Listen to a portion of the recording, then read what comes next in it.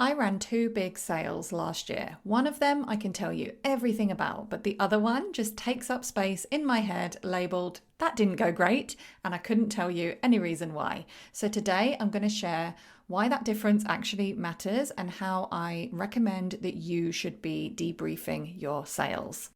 Welcome to the Soulful Sales Show, where we talk about believing in the value of your offers, getting them in front of your right people, and selling more of what you do in your unique way. Hi, and welcome back to another episode of the Soulful Sales Show. So in today's episode, I want to be honest about something I've been a slight bit of a hypocrite about. So I tell everyone to debrief every sale, every launch that they run, every event that they run. And I do debrief my events and my launches, but there are always some that I just avoid debriefing. And there was this sale that I ran last year that I never properly debriefed. The reason that I'm bringing this up now is that I just sat down to plan my birthday sale for this year. So that's all planned and coming soon. By the way, if you want to know first what is on sale for my birthday sale this year, go to ruthpoundwhite.com/bday. It is starting on Monday if you're listening to this at the time of release. Anyway, back to the point of this episode. While I was planning my birthday sale, I realized that the birthday sale I ran last year, which was a big sale in the sense that there was a different offer or a different daily deal for like an entire week. So it was a big sale and I never properly debriefed it. So of course I can go back, I can see the emails I sent, I can see what kind of sales I made if I trawl through all my transactions, but I never did a debrief of what specifically worked. I never dove into it. All I have in my head is this sense of that didn't go well. It's a vague feeling. Contrast that to when I ran my Black Friday sale, which was a similar sort of sale, so daily deals. I debriefed that one properly. And really interestingly, still I have a story about that in my head, like that went a lot better than my birthday sale, but it was a lot of work. I still didn't remember the details of it, but it's okay because I did a proper debrief that I could pull up and I could find out the details from. So one of them, I could get into all of the reasons why it did or didn't work and what worked well, what I would do differently. The other one is just that didn't work so good, and kind of this feeling of like winging it when it comes to running the next birthday sale and improving on it. So what I did was with the help of AI, of course, I did go back and I was able to kind of reconstruct some of the details of the birthday sale that I ran last year. So I pulled my transaction data out of Thrivecart. Thank goodness for the Kit connector in Claude, because that meant it could go through the emails I sent. I could see, how often I emailed, what I sold and all of that stuff and kind of piece it together. But the first part of that is it's time consuming to do that after the fact, especially when I don't really remember it at all. Like it's all out of my head. It was a year ago now. And it still didn't include as much detail at all as my Black Friday debrief. So for Black Friday, I had a proper debrief call with my mastermind. I also made a spreadsheet of all the specific numbers. I debriefed it in my membership, and I summarized it all in a Google Doc. So it wasn't just the headline numbers, which I'm able to kind of reconstruct from last year's birthday sale. It was also, how did it feel? Or, what things did I notice as I was running it in terms of the practical stuff and the feelings as it was going. Like there's so much more to it than just those headline numbers that I'm able to kind of reconstruct from last year's sales. And it was because I put in the work at the time to debrief the sale while it was fresh in my mind. And I think a lot of us avoid this part of a launch because, firstly, if you're neurodivergent, you probably have that thing where the launch is done and in your brain, that means you don't need to think about it ever again. I totally understand that, and that is how my brain works as well. However, it's not fully done until you debrief it, because the debrief is really important for your future launches. The debrief may not matter to the launch that you have just completed, but it will really matter when you make decisions about launches going forward. So when I sat down, I was reconstructing last year's birthday sale and I had much more data available for this year's Black Friday sale. What I really noticed was that I had an idea in my head about what worked better about the latter, what didn't work about the former. And when I actually dove into the debrief that I had made for myself at the time, I realized that there were clear markers, some things that I definitely shouldn't repeat that completely flopped, even in the Black Friday sale, which was more successful. And had I not had that debrief, I probably would have put those same offers on sale again, because in my head, for some reason, I thought that they did fine. And I forgot where the bulk of the sales actually came from. So it was so important for me to have that data. I think also there's that element of how we feel about things that can muddy the data. So like I said, there was a certain offer that I feel really strongly about and really passionate about that I wanted to put on sale again. And actually, when I looked at the data, the decision was very clear to me that I just should not bother with it. But had I not had that debrief there, I probably would have bothered with it again and completely wasted my time. But yeah, I think a lot of us avoid it for that first reason. I totally went off on a tangent there, where we think the launch is done, but actually the debrief is the gift to our future self. And the second reason we avoid it is we are tired, or potentially the launch didn't go the way we wanted, and it feels like a lot to have to look at it. And if this is the case for you, then I do think you can have a bit of a break before you do the debrief. But I do really want to encourage you to put that work in, because a little bit of work when it's all fresh in your mind will save you a ton of work later on. I have started being really more what's the word, like militant. I don't think that's the exact word I'm looking for, but we'll run with it, about forcing myself to do the debrief. And one thing that's really helped for me is to book in a call with my assistant way in advance. So like, I know the launch is going to end on a certain date. I'll book the call with my assistant in advance and just talk it out loud. They don't even necessarily have to ask me any questions. Just having them there is like that accountability to actually do it. And the AI note taker can make the notes. You could also book in a call with a business peer. I have done that as well, or mastermind group if you have that.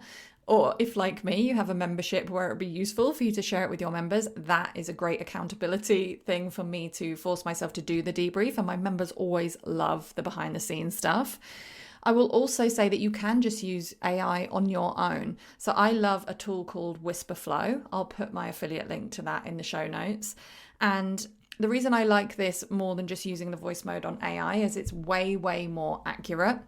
It also stores the transcripts of the recordings you make in its own app. So sometimes I found that AI can lose what I have said on the voice mode, which has been very frustrating at times. But yeah, if you have the motivation to do it on your own and just ramble, just record yourself talking and transcribe it, that can be really helpful. And a really specific tip in terms of the practical stuff that you should cover: always get the facts first without any kind of judgment. So this many people open my emails. I sent this many emails. I got this click rates. And you can use AI for a lot of this stuff if you have certain connectors. Previous episode of the podcast, we just talked about connectors. So I use the Kit connector. Claude can summarize that stuff for me using the connectors. And yeah, how many people viewed your sales page? How many people bought the offer? Stuff like that. How many email replies did you get? And then once you have noted the facts, then get to the feelings. Because what you don't want to do is let a story influence your recording of the facts, if that makes sense. So a story that, oh, this isn't good enough, I didn't do very well. You want to get those numbers without judgment down and then talk about the feelings. So how did you feel during the launch? How is your energy? How do you feel about the results? Do you have any gut feeling about what you could do differently? All of this stuff. I actually have a full debrief template and an AI bot to walk you through the debrief in the Soulful Sales Society membership. That's at ruthpoundwhite.com/SSS. But yeah, simple tip for you: facts and numbers first, feelings second. And the really important part of this is however you do it, especially if you are using AI or using transcript. So when I've had a call with my assistant, I would always put the transcript into AI to kind of summarize it in categories and bullet points. The thing that you must not skip is actually saving this debrief somewhere proper. So I don't know about you, but if I have conversations with my AI and make debriefs, it can feel very productive and very helpful in the moment. And then when it comes time to actually find it and use it, I have no idea where I've put it. So really important to store it somewhere safe. I almost thought I had lost my Black Friday debrief, and then I realized it was in a proper Google Drive folder. So thank you to past me. Do not just leave it in an AI chat, okay? So yeah, it's really, really important to debrief. And I have found that especially sales that you run again and again and again, or events that you run again and again and again. So for example, at the moment, I'm in the planning stage for my 7th summit. The debrief process has made a huge difference to the decisions I make for my summits. Like every time I run a summit or a launch, there's always a kind of a point of friction or something about it that drained my energy or that didn't quite work the way I wanted it to. It's so helpful for me to name that so that I can improve it next time. So for example, in my summit, every year I'm kind of streamlining the process. So now in the application form, I'm getting the speaker bio and the headshots and everything at the application form stage so that I don't have to send successful speakers an additional form after they have been approved. It's a really, really small difference that actually makes a big difference in terms of the admin and the workload involved when I run the event again. And something else that's really, really helpful is also having kind of a record of how you did things. So one of the parts I often find difficult about a launch is making decisions about how many emails should I send a day? What should the format of the emails be? What time shall I send them? And if I have all that stuff listed, for example, from my Black Friday sale, I know I sent 2 emails a day at set times of day. I had a specific template for my emails. You know, if you have the AI connector going into your emails, it can even link out to each individual email so that you can quickly find them when you want them. That just saves me so much thinking for my next sale that I don't have to worry about that stuff. I can just rinse and repeat the kind of overall structure of the launch from last time, assuming that worked. And if it didn't work, past me wouldn't have known exactly what I've done differently. And that decision is kind of already made for current me as well. So yeah, I hope that this is helpful. Short and sweet episode, but a very important reminder as to why debriefing a launch now or a sale or an event now is a gift to your future self. It's not about the event that you're doing now. It's about the lessons that you will bring to the sale and event that you run later.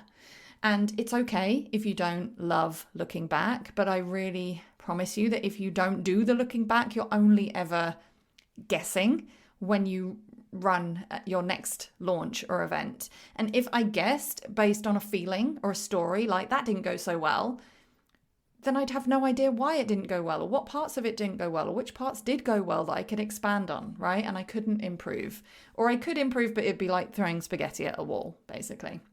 So yeah, even if you just give yourself 20 minutes to ramble in a voice note, ideally use some sort of transcription software like Whisperflow, talk it out loud, get it summarized, the facts, the feelings, and then save it in a document where you can actually search for it and find it next time. Even 20 minutes, your future self is going to thank you for that.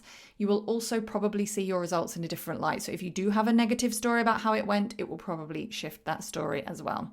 And like I said, I've just planned this year's birthday sale. It's going live on Monday. So get on the wait list to be the first to hear what is on sale. That is at ruthpoundwhite.com/bday. And I'll make sure that the link is in the show notes as well. Thank you so much for listening to another episode of Soulful Sales. If you have a moment to rate and review, know that it really does make a difference. And if you would like to carry on the conversation, then you can connect with me in the free community at ruthpoundwhite.com/community, or my personal favorite, join me inside the Soulful Sales Society membership at ruthpoundwhite.com/membership. And keep doing what you're doing because your work really does matter.